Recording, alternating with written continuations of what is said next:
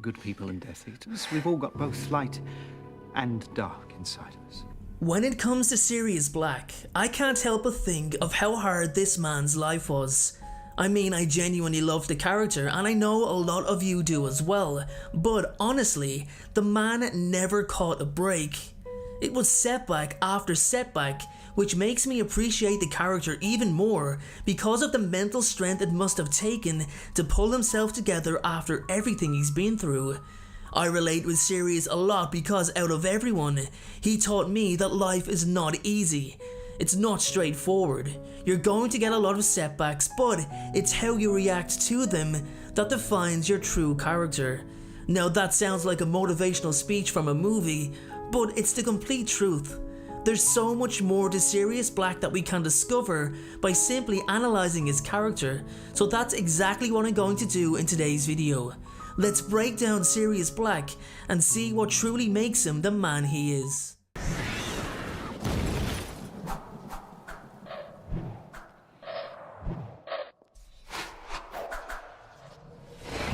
Sirius Black will hands down always be considered one of the greatest characters of the Harry Potter story.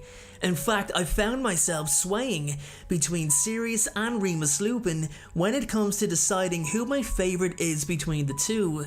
They both have their own stories, and I will cover Remus Lupin in another video, but today is all about Sirius Black and his journey, so let's start with his childhood. Now, Sirius didn't exactly have the standard family upbringing. He was a Black, which means normality is out the window. The House of Black prides itself on maintaining a pureblood line and will not accept anything other than that. They are one of the few families who strictly adhere to this ideology and even heavily enforce such teachings upon their children. The reason for this is to ensure that they absorb the ideology and embrace it naturally like their parents have. Now, believe it or not, this is actually widely successful, and it's shown in today's day and age. If you raise a child to believe in a certain ideology, then they will accept and embrace it. Don't get me wrong, not every single child will, but racists don't exactly appear out of thin air, if you know what I mean. Anyway, Sirius was one of those children who simply did not like the pureblood supremacist view, and this showed through his teens.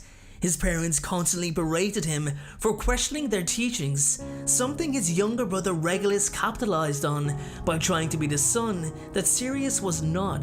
Sirius was even the first in his family to be sorted into Gryffindor after centuries of blacks being sorted into Slytherin, breaking tradition, something which angered his parents even more.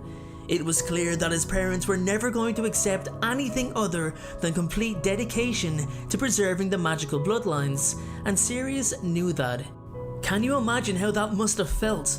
Being so young and feeling like a disappointment to your parents, but at the same time, knowing what you believed in was the right thing. How much courage must it have taken for Sirius to pack his things and leave his home for good, leave his family, his little brother, and to top it off, be then disowned for his betrayal. And I say betrayal in quotation marks. He was very fortunate to have James Potter as a friend, for at least he had a place to stay. The Potters, although pureblood themselves, did not share the same strict beliefs as Sirius's parents, and had happily welcomed the boy into their home. This was an important step for Sirius as it taught him to stick to his beliefs and gave him a very early indication of what was right and wrong, even if pureblood ideology was a point of view. So Sirius is disowned and stricken from his family tree, as the blacks cannot have a scandal within their ranks. What an embarrassment that would be. Now, although Sirius had shown the right qualities early on, it didn't stop him from being one of the boys, one of the lads, and he certainly had his fun in Hogwarts. He was a bit of a show-off, and he got a little bit too consumed in his Hogwarts antics at one point. As James Potter matured with time after meeting Lily, Remus Lupin never really being interested in such behaviour, and Peter Pettigrew way too timid to take the lead in any sort of situation, Sirius eventually grew out of his bullying ways, but then focused on his friendship with James and Lily by ensuring their safety sometime later. That became his top priority. He cared deeply about James after everything that he and the Potters had done for him. He never really allowed himself to fall in love, let alone meet anyone, which actually had me wonder why JK never even gave Sirius any sort of love interest. In fairness, Black never really had the space in the timeline to associate with anyone anyway, but I like to believe that he made a self-sacrifice as there was more important issues such as the war. The war was imminent and Voldemort was on the rise. He was instrumental in keeping James and Lily safe. Sirius would have died in order to protect them and showed them unwavering loyalty when the Dark Lord began his hunt for the Potters. The thing with Sirius was, he was originally trustworthy of all his friends. He loved James, he loved Remus, and when it came to Peter, he loved him too. Out of everyone, Peter Pettigrew was the last person he'd have ever expected to betray the Potters. He actually didn't trust Remus of all people, most likely due to the fact that Remus was a werewolf and current climate conditions made it extremely difficult for werewolves to get a job or even be accepted. Voldemort was offering werewolves and half-breeds the chance of a better life, where they didn't have to hide or be looked over if they joined him. So Sirius was in the right mindset by being skeptical of any potential threat, but Remus's years of loyalty should have erased such doubt. It was Sirius who was behind switching the Secret Keeper to Peter Pettigrew, and this proved a fatal mistake, as he had never looked at how dangerous Wormtail could actually be. This really highlights how big Sirius' concern was, and how he was attempting to take control of the situation with the overall goal to ensure his friend's safety.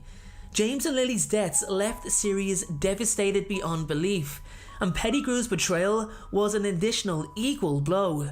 The only small comfort was the hope that he could be baby Harry's guardian and raise him as his own. However, Sirius had a score to settle with Pettigrew. His underestimation of his friend once again cost him dearly. In fact, it cost him everything. His loyalty brought him to his knees. He was made a scapegoat, a traitor, and for 12 long years, every single person he ever knew believed him to be the villain, the double agent. Can you imagine his mindset, sitting in a cell in Azkaban, haunted by Dementors on a daily basis, all while being an innocent man? I mean, how much of a living nightmare must that have been? The vast majority of people have gone mad in that prison, yet Sirius held on. He grasped that last piece of resilience within him, reminding himself over and over again that he was an innocent man, that James and Lily did not die in vain. That level of mental discipline is literally incredible, and it shows the best of Black. It shows that, despite everything, he held on to hope. After 12 years, that glimmer of hope became a reality when he discovered that Peter Pettigrew was still alive. This was his chance to make things right. You might wonder, well, why didn't he try to escape before? The man was condemned to a life sentence without a trial, just locked up and had the key thrown away. He would be hunted for life. At least now he had a resolve, now he had a goal, now he had a mission to retrieve and provide the evidence to prove that he was loyal all along. With his mental strength came his optimism for a new start at life. Meeting Harry properly for the first time truly enlightened Sirius. And even the thought of getting away from the Dursleys and living with his godfather, someone who adored him and truly loved his parents, was also a dream for Harry. Realistically, Sirius did the best he could given the situation. He contacted Harry at every opportunity to give him guidance and advice, and even sent Harry a new broom as a gift. Despite the Dark Lord now in power once more, Sirius's presence gave Harry some normality again. And what I honestly love more about Sirius's character than anything is the fact he put himself right back in the situation that got him that sentence in Azkaban, fighting Voldemort, wanting to avenge his friends. He could have escaped to another country, started a new life, a new beginning, away from all the dangers and all the threats.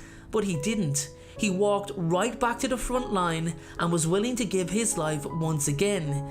To do something as brave as that is really incredible. I always say that for someone so genuine, Sirius Black really got such a raw deal at life. He was betrayed and set up for trying to protect his friends. Over a decade later, he was now fighting to protect his godson, and I don't really want to say it cost him his life, because he was willing to die from the off. He put Harry's life before his, which is such a selfless act. It's my belief that Sirius Black's death was written into the story by J.K. Rowling to have the reader appreciate how easily people like Sirius can come into the world and be taken out just as quick. I can't think of one situation where Sirius did not have his friends or his godson's best interests at heart. With that being said, everyone, thank you so much for watching today's video. Have a great day, please stay safe, and make sure to check out my Riddle and animated story video, which is all about the early years of Tom Riddle in the orphanage. Thank you so much for watching. I truly appreciate your support.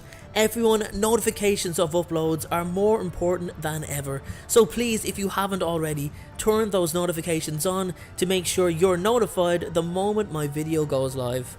Making videos is what I love to do, it's my dream and my passion. However, it does cost time and money to produce this content, so if you have $1 to spare to support me on Patreon in exchange for some exclusive unseen content, then you can click the Patreon link below or at the end of this video. Please only support me if you can afford it. And make sure to follow me on Instagram at InstaDNJ and on Twitter at PotterFolklore. Check out my other videos appearing on screen, and please make sure, most importantly, to hit that subscribe button. Thanks again everyone, and please have a great day.